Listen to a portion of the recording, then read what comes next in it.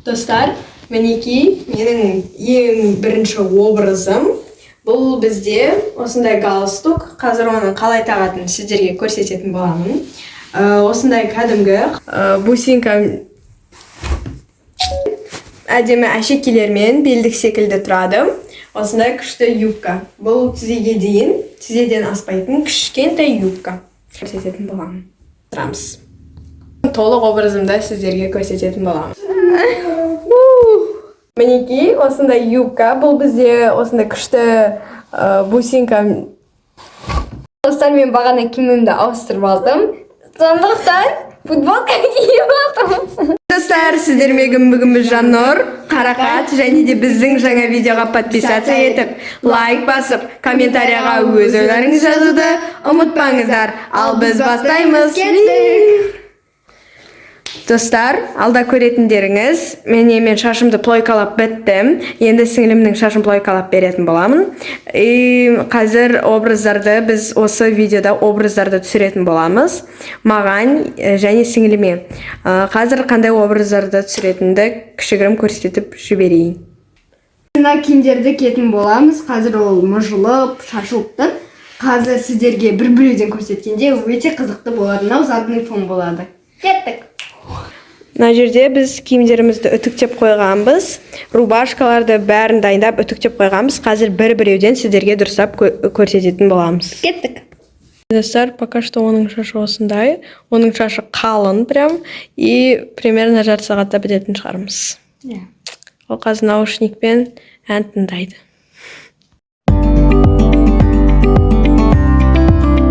Біз екеумізде шашымызға укладка жасап біттік. Енді тезірек образдарды бастайық. Образдар деген видеоны бастайық. Кеттік.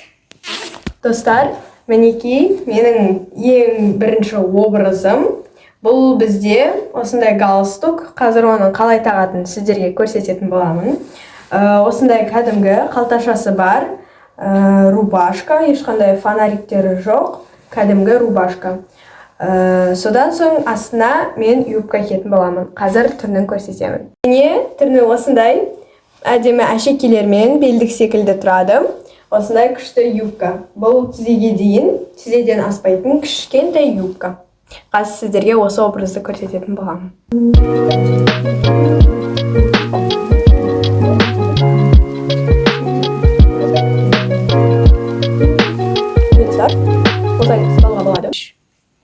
Мінекей, осы полный образ. Қазір енді рубашкамды юбканың ішіне салып көрсететін боламын.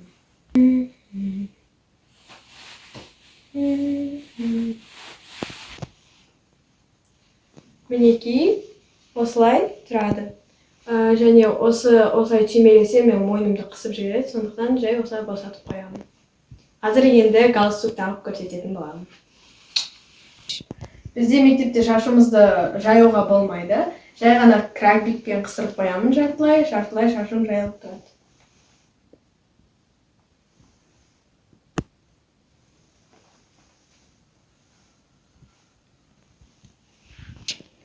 Енді осы галстукты қалай тағатынын көрсетемін.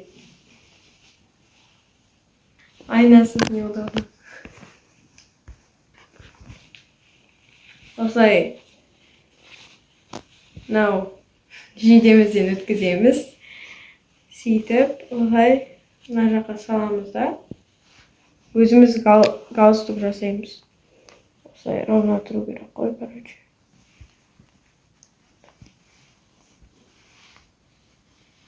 Типа осылай тұру керек.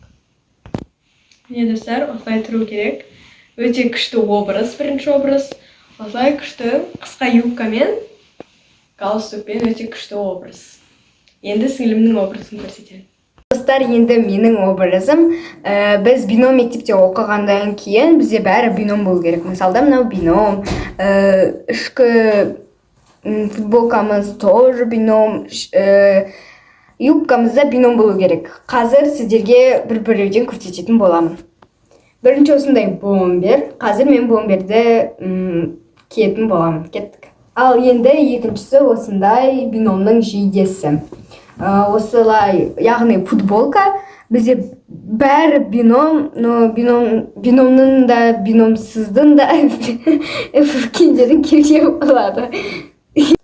Және де соңғысы осындай юбка. Биномның юбкасы, бірақ мында бином деп жазылып тұрмайды, но биномның юбкасы. Қазір осы барлығын киіп көрсететін боламын. Кеттік. Достар, мен юбкамды да, футболкамды да киіп алдым. Енді тек бомбер ғана қалды. Қазір бомберімді кием, сосын толық образымды барлығын көрсететін боламын. Кеттік. Ал достар, мынау менің толық образым болады.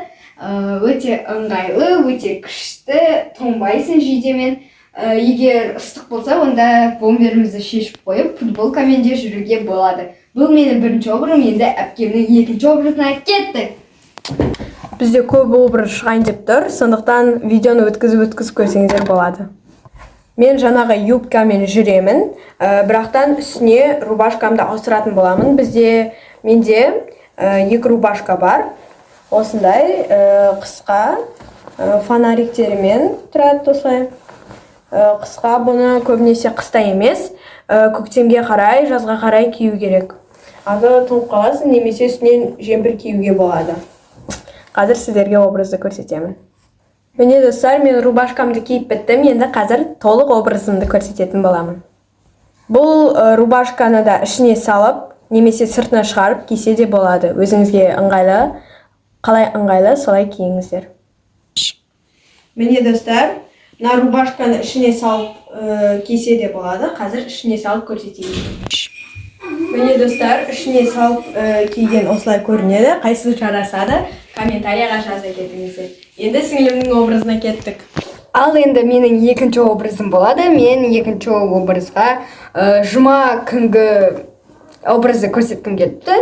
Біз жұма күні өзіміз осындай жилеткалар киіп барамыз. Барлық яғни біздің сыныпта барлық оқушыда осындай жилетка бар, және де осыны жұма күні біз киіп барамыз. Бізде де осындай жилетка бар, но только жасыл түсті, осылай қазақи киім. Жұма күні сондай әдейі қазақи киімді киеміз. Және де ішіне мен осындай рубашка киемін. Осындай рубашка киемін и осындай юбка. Бұл бізде осындай сызық юбка, бұны үтіктеудің де қажеті жоқ. Ал енді мұнаудың бәрін киіп көрсететін боламын. Кеттік! Мынау менің толық образым болады. Өте күшті, прям маған ұнап тұр. Әсіресе осылай шашты бұйрап, жайып барсам вообще күшті екен, бірақ бізге шаш жаю вообще болмайды, крабликпен де тартып болмайды. Сол үшін мен күнде шашымды екіге өріп барамын жұма күні. Ал енді әпкемнің образына кеттік! Достар, енді менің образым, бұл бізде үшінші образ, менің үшінші образым. Және де менің сіңілімде осындай бином кофта болған, менде де осындай бөлек бином кофта бар. Міндетті түрде биномның формасын кию керек. Осындай футболка мен жаңағы бағанағы юбканы киіп образ құрастырамыз. Содан соң толық образымды сіздерге көрсететін боламын. Достар, мен жаңа ғана осындай жилетканы осы бином футболканың үстінен киіп көрсетейін. Осындай қыстыратын күшті белдік секілді, күшті осындай әдемі көрінеді сырттан қарағанда, осындай күшті нәрсесі бар өзінің. Достар, енді менің үшінші образым, мен бағана киімімді ауыстырып қойдым, сол үшін үстіме футболка киіп алдым. Оған мән бермей қойыңыздар. Ал біріншісі осындай шалбар, ешқандай әдемілігі жоқ, просто кәдімгі шалбар, түймесі бар, осындай қысқартатын. Ал енді рубашка деген, қасиеті деген өте күшті. Қараңыздар. Мынандай тело прям көрінеді мына жерден. Біздің теломыз міне осылай көрініп тұрады. Осындай гүлі бар, екінші плюсы. Үшіншісі осындай прям мұжасын ғой, сол кезде қыжмыш болмайды, дұршыға киюге болады, өте күшті, прям мынандай. Сол үшін мен осы образды ең күшті деп санайтын шығармын, немесе биномның киімін. Енді осының бәрін киіп, толық образымды көрсететін боламын. Кеттік! Мынау менің толық образым өте күшті сезініп тұр. Мынау қараңыздар, менің телом көрініп тұр. Мына қолыма мән бермей қойыңыздар. Өте күшті, шалбар да маған күшті жарасады, бірақ киім болып тұр. Ал енді әпкемнің төртінші образына кеттік. Достар, менің төртінші образым бұл бізде карго юбка, яғни мына жерде қалталары бар. Осындай қалталары бар. Ерекше юбканың бірі маған ұнайды қатты. Енді осымен осы бином кофтаны киіп көрсететін боламын. Сосын жаңағы фонариктары бар, рубашкамен де сіздерге көрсетейін.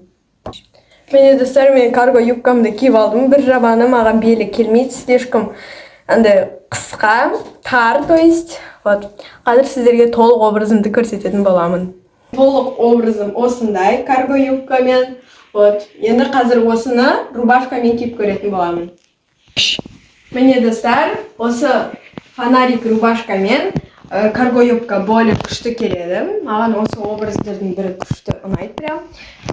Бірақ мынау жазға қарай, көктемге қарай киген дұрыс болады.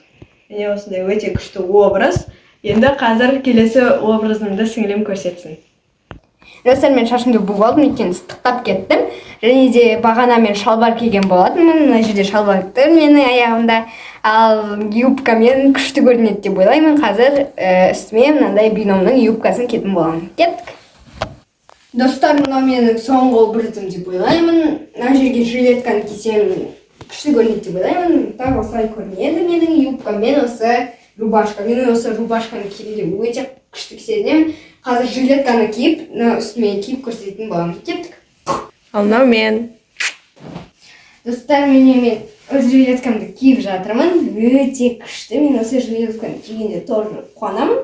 Әсіресе осы екеуін кигенде өте күшті образ болайын деп. Міне аттак осылай өте күшті болып көрінеді. Мынау менің соңғы образым болады. Лайк басып тіркелуді ұмытпаңыздар, және де менің әпкемнің келесі образына кеттім. Достар, енді мен осы рубашкамен осы бином юбкасын киемін. Өте күшті сәйкес келеді деп ойлаймын. Қазір ішіне салып рубашканы осымен бірге киіп көретін боламын. Және де осы бином кофтасын киетін боламын. Достар, менің толық образым осындай. Мен на всякий осы жилетканы кие салдым. Қазір жилетканы шешіп сіздерге көрсетемін. Міне достар, жилеткасыз осылай күшті болып көрінетін сияқты меніңше. Қалай ойлайсыздар, комментарияға бәрін жазып отырыңыздар. Міне осылай тұрады. Енді қазір бином кофтасымен бином юбкасын сәйкестендіріп көрейік. Міне достар, осылай футболкамды киіп алдым. Қазір сіздерге көрсетемін. Кстати, юбкамды да киіп алдым.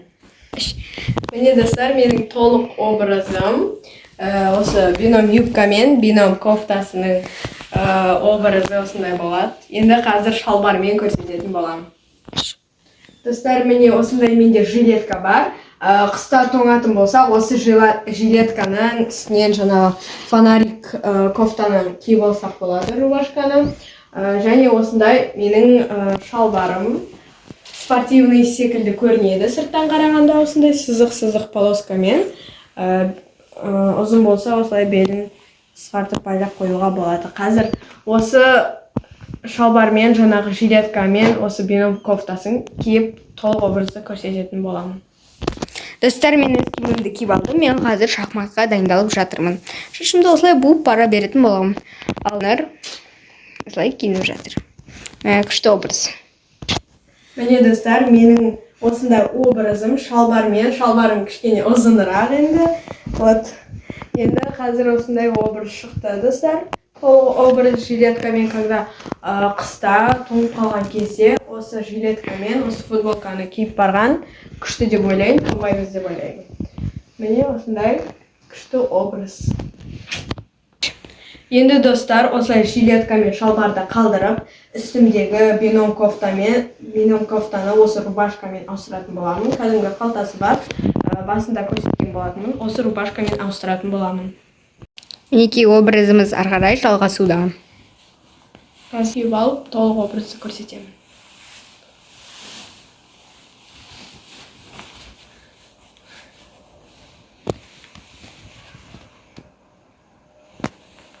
Вот достар, менің толық образым рубашкамен кигендегі. Осымен точно тоңбаймын деп ойлаймын, себебі мынаның қолы ұзын, өте күшті. Осындай жылы киімдердің бірі. қысқа күшті келеді. Мынау өте қалың және де өте ауыр достар. Иә, жұқа, ойдай. Қалың. Қалың өте күшті. Енді соңғы образымды көрсетейін. Достар, соңғы образымды мен осы юбкамен, рубашкамен және де жилеткамен құрастырғым келіп тұр. Осы образды құрастырмақпын. Қазір толық образды көрсетемін. Достар, мынау менің соңғы образым. Осылай юбка мен жилетканы және осы рубашканы қосқан кезде күшті болады екен. Прям осылай күшті көрініп тұр толық образым. Соңына дейін көргендеріңізге рахмет. Подписаться етіп, лайк басуды ұмытпаңыздар. Осымен біздің видеомыз аяқталды. Лайк басуды ұмытпаңыздар. Пока-пока!